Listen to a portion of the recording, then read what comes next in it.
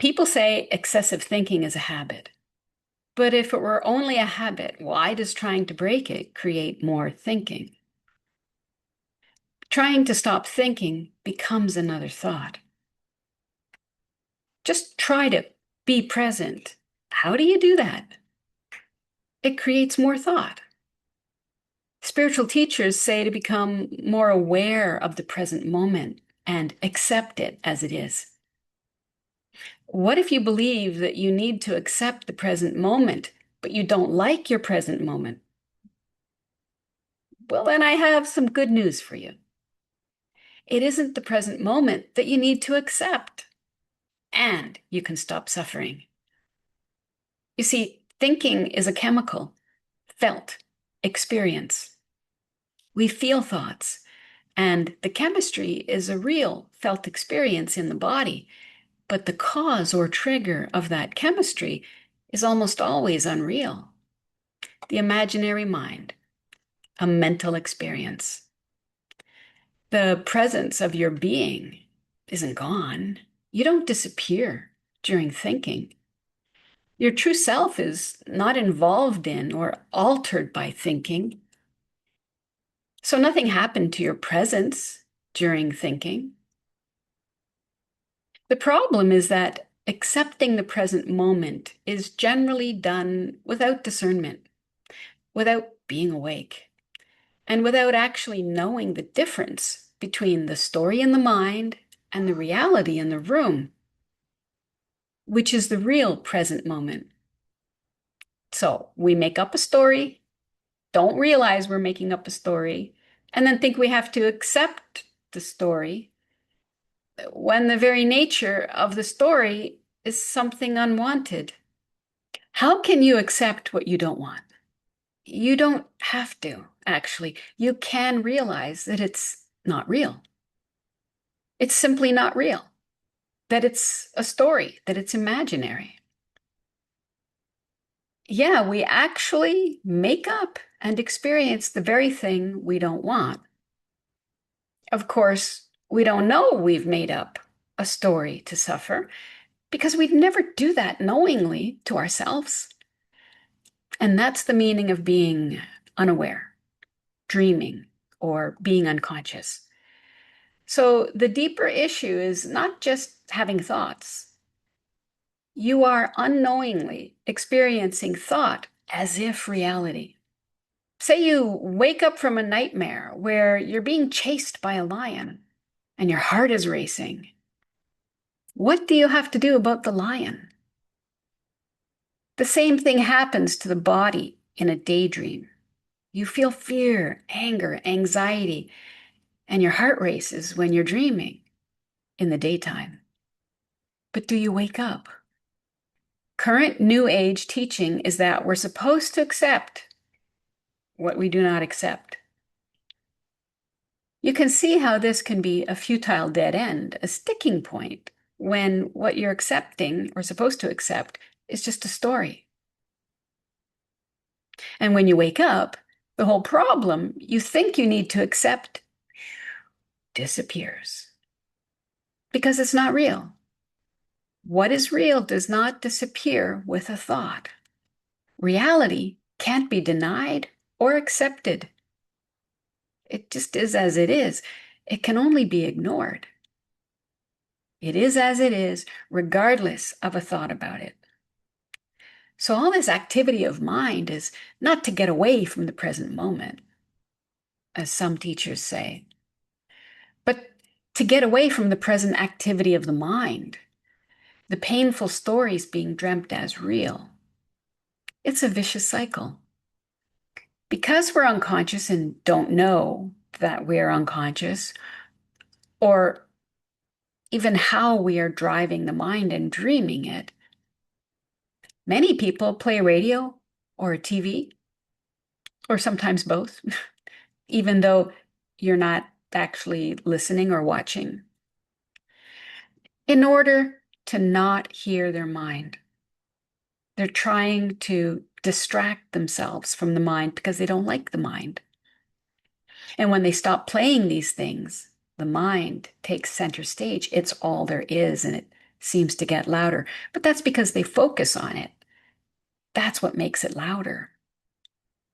We don't have to, even if it's the only thing in the room. So people use reality, the reality in the room, the real hearing in the room, to try to drown out the sounds in the mind, the pictures in the mind, what I call the movies in the mind, which is drowning out the reality in the room. And it's the reality we love. So it doesn't work. There's nothing wrong with the real present moment at all. Okay. We don't have a problem with the actual present moment, which is beautiful, peaceful, miraculous, even. Okay. It is actually what we want.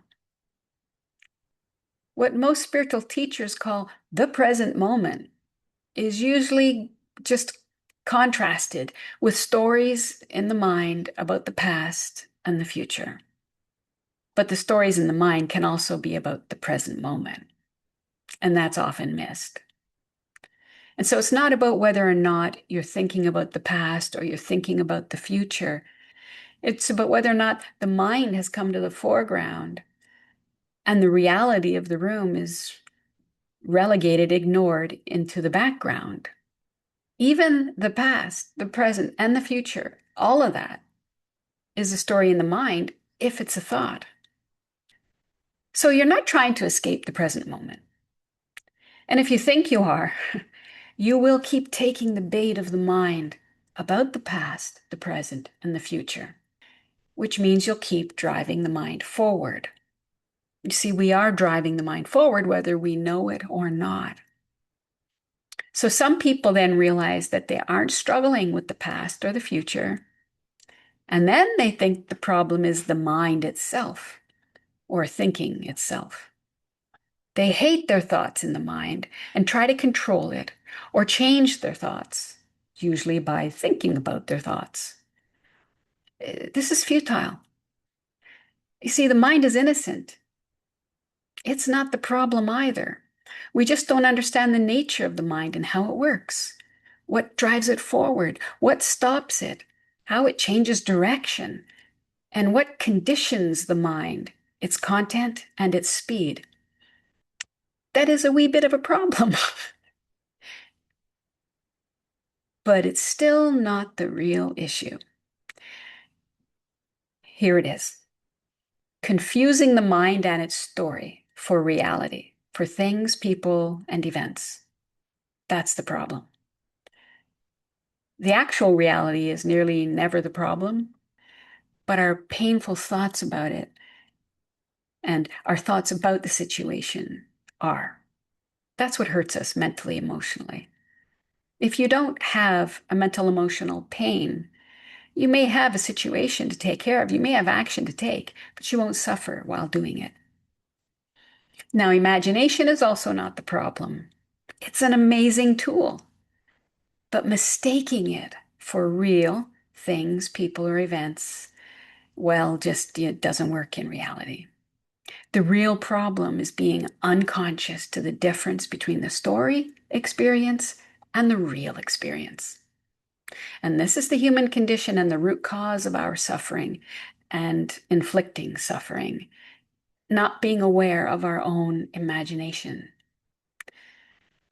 Being consciously aware, awake, is what's needed.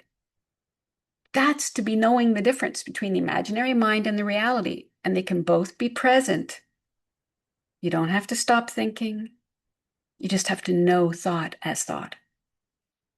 So human beings don't fall unconscious and dream the mind all day. They alternate between dreaming and waking up all day long. They alternate. Some people are largely and primarily experiencing dreaming and don't know it. That's the definition by nature. Being unconscious means to be not knowing. Other people are largely and primarily experiencing being awake during the day. So there's no such thing as an unconscious person or a dreamer. This is not an identity. This is an activity. So your goal is not to break a habit, But to wake up and extend your awake time in the waking state by waking up again and again and again and faster and faster. This means shortening your dreaming time in the waking state. But to do that, first you have to truly and intimately understand and recognize the difference between the dreaming state and being aware in the waking state. Because while nearly everyone falls asleep and wakes up multiple times a day, few people recognize that switch. If you recognize this, then you've had a key insight, and you'll need many insights to catch on to what's going on here. You'll need to have the insights again and again in order to become familiar with what it's like to dream and what it's like to wake up. The original and ultimate cause of dreaming in the first place is misidentification, a case of mistaken identity, not recognizing your true self due to having accepted a false self-image, and that is called ego. This is not the conventional ego, as in someone who thinks big of themselves. This is a fundamental error made by every child who eventually acquires the capacity to think and imagine their thoughts into the movies in the mind and then experience those movies emotionally and become confused. You can't meaningfully talk about the ego until you realize your true identity, your true self. And then you won't talk about it because you know it never existed and does not exist. It's a fake, false story of you, a character in the movie in the mind. If you're talking about your ego, then isn't there two of you? There's you and your ego. Both of these are just stories in the movie in the mind. The realization of your true self is not a story. It's not temporary. It's not an emotion, although an emotion will come with it. It's the realization of what you've always been, which means you've never changed. Meanwhile, we have the whole self-help and New Age spiritual movements trying to make you into a better version of yourself. This is just dreaming, being lost in the mind. What can be changed for the better can be changed again for the worse. And so people ride the false self roller coaster, ups and downs, on what I call the healing hamster wheel. So what to do? We need insight, insight beyond the mind into reality, okay? Beyond the mind and its stories. That's what's needed. Insight into dreaming, awareness, the awake state, your true self and existence. You can't realize your true self nature, which is also ego death. You can't realize your true self while you're dreaming. Okay, because you have a dream character, you have a false character. While dreaming, you've got dream people, places, events, and your own dream character, which you think is yourself, but is not. So in order to realize your true self, you have to wake up first and stop dreaming. Every moment that you're truly awake, not just thinking you're awake, is an opportunity to realize the false self, to recognize aspects of your true nature, and have more insights beyond the mind about your true identity. How can you wake up if you're dreaming and you don't know you're dreaming? Well, you are experiencing a dream, but you're still here in reality. And your body is still here. When you dream, your body doesn't feel good. That's called suffering. You can begin to use the pain for the only thing it's good for. The pain is not proof that the story is true. The pain is a signal that you're dreaming in the waking state. You can use the pain to wake up. The pain is not good for telling you what's wrong with the world or other people. It's only good for telling you that you're dreaming and it's time to wake up. So excessive thinking never had anything to do really with habit. That's just another imaginary story. It's why trying to change your habits just doesn't work. It's another belief we can put ourselves at victim to, as if we are lesser than it and powerless against a habit. The fact is that you are driving the mind, but you don't know it. You are in the driver's seat of the mind, but you're asleep at the wheel and drunk on the mind. Meanwhile, you're pushing the gas pedals of the mind, you're driving it at high speed, not knowing what you're doing or how you're doing it. That would be like sitting in the cockpit of an airplane and starting to press buttons when you don't know what any of them do. You just wouldn't do that. This is the human condition. Every human being has 5 powers that you already possess, but you wield them unconsciously. You can use them consciously, but mostly people are using them unconsciously, and this is a big part of the problem. These are powers you possess and have always had, but you don't know what they are, how they work, or what you're doing with them. You may have noticed that what we really want is to just stay awake. You feel better when you stay awake, right? You have better behavior when you're awake.